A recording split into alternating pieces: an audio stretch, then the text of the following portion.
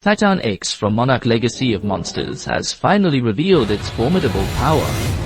Even Godzilla would struggle to face it. The world is in grave danger this time. The only silver lining is that the first clash of this monster battle broke out in Japan. Keen-eyed viewers might have noticed that Titan X currently shows no signs of aggression. It's clearly biding its time, or perhaps it's hiding an even greater secret. Only when its scarab minions are under attack will step forward to retaliate. It must be said Titan X is an incredibly protective matriarch. There are hundreds of thousands of scarabs, yet if even one is harmed and sends out a signal, Titan X will fly into a rage, waiting until the very last one returns and reattaches itself to its body. Only then does the red glow on its body return to normal, and the scarabs change their color in sync.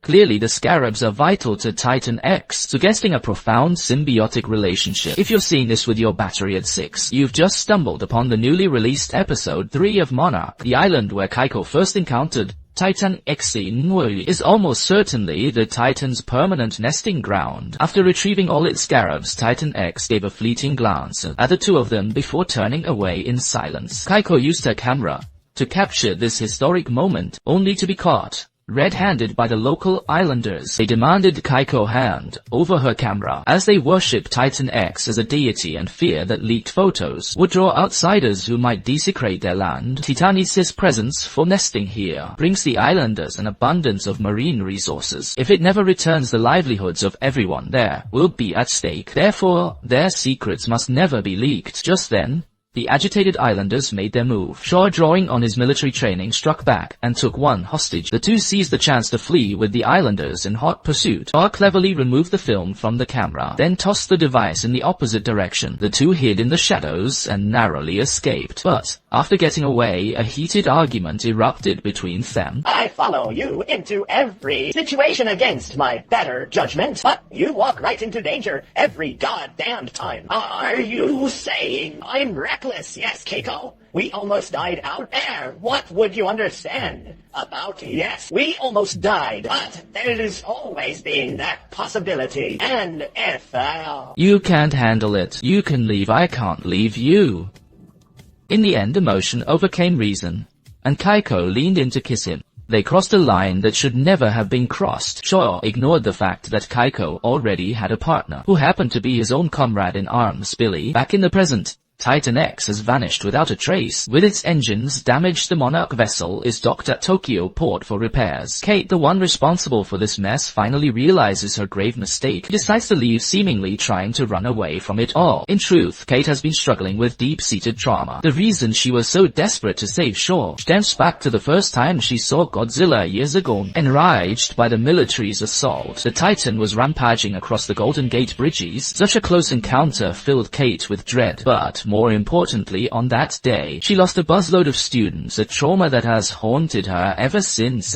Meanwhile, the crew aboard the vessel is struggling after losing track of Titan X. Last time they faced such a situation was when they lost Godzilla 3 years ago, which resulted in heavy casualties. With the Titan now roaming free, Monarch is attempting to keep it under wraps to prevent widespread panic, while everyone is focused on how to conceal the creature's existence. Kaiko suggests that they shouldn't just sit idly by. Instead, they could lure it away from densely populated areas and develop a counter-strategy. Since the sound emitted by the scarab previously attracted Titan X, they could execute this plan if they can simulate that specific frequency. However, the transmitter capable of replicating that sound was destroyed on Skull Island. At this point, Hiroshi reveals that in his Shibuya lab in Tokyo, there is another prototype that could be modified to achieve the desired effect. But mid-discussion, the command center is suddenly seized by a new group, led by a man named Jason from Apex Cybernetics, who introduces himself as the head of special projects. Because Monarch lost track of the Titan, Jason's team has been granted temporary command over Outpost 18. As the ranking officer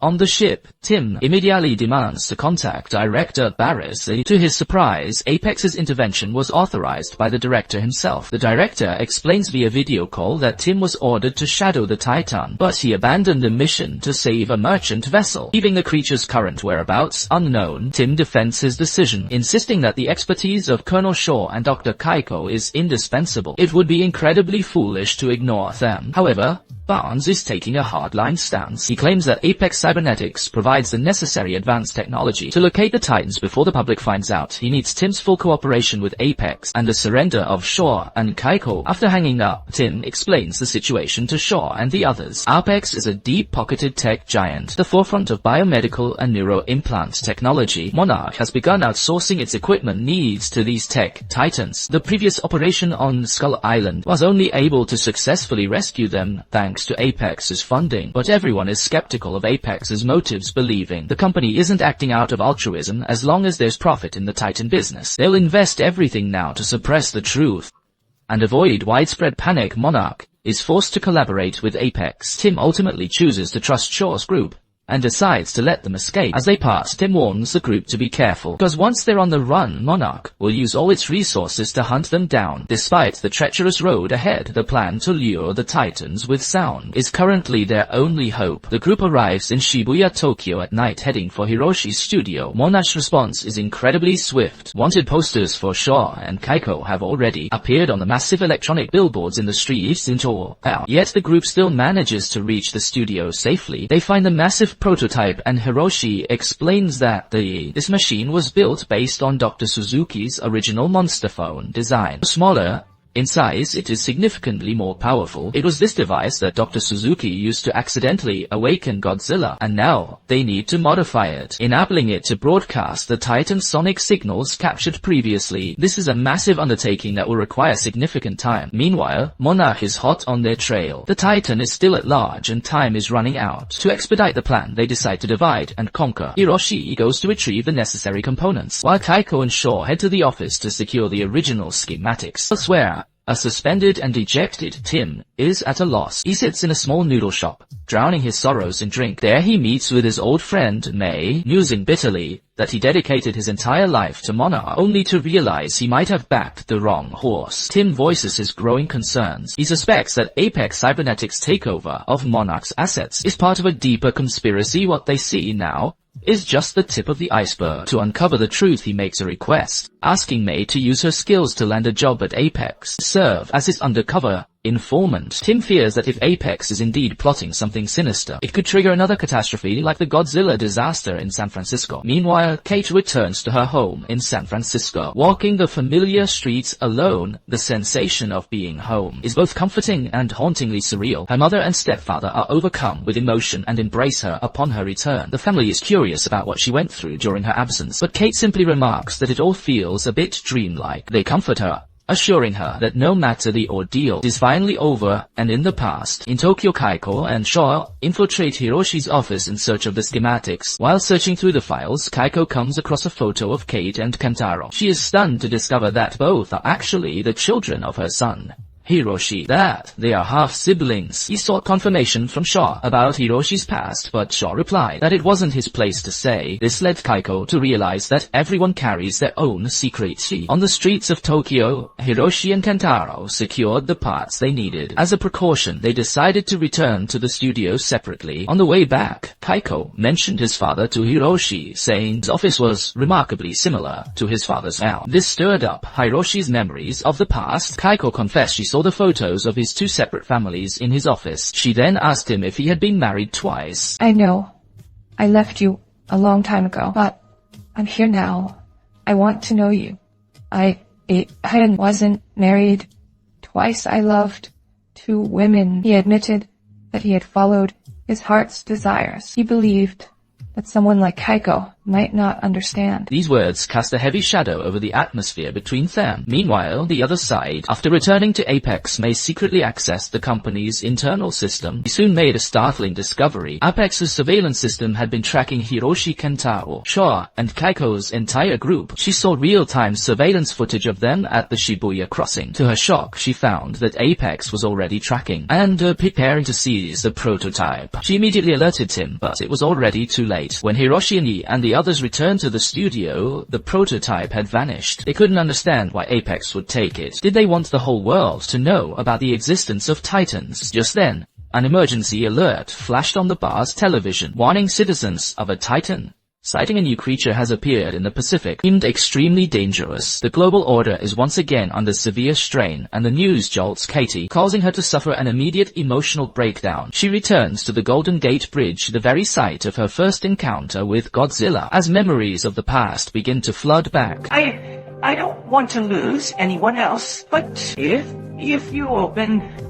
that rift once again, you have no idea what you might unleash.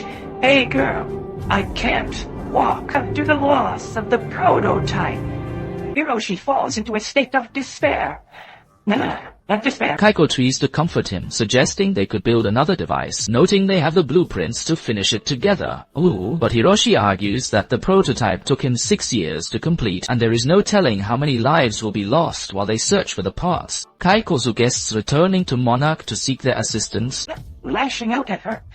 I still remember that Yunxi incident. What does any of that matter now? As it turns out, when Hiroshi was 11 years old, his father, Billy, abandoned him just as his mother, Keiko, had, and he never returned. But knowing her husband Keiko is certain that Billy would never abandon his son. Little did he know, back in 1962, while Billy was clearing out the attic, he stumbled upon a letter for Shaw. This was the letter written after Shaw and Keiko left the island, serving as Keiko's farewell to Shaw. Dear Lee, I do love you. I always have, and I always will, but Billy, so what happened between us can never happen again in another world. This could have been about us maybe. In the next lifetime, we will find each other again. Until then, I remain yours. Kaya, and it was this very letter that led to Billy's departure, leaving him missing to this very day. While the series never explicitly states it, we might as well indulge in a bit of melodramatic speculation. Could Hiroshi actually be the child of Keiko and Shaw?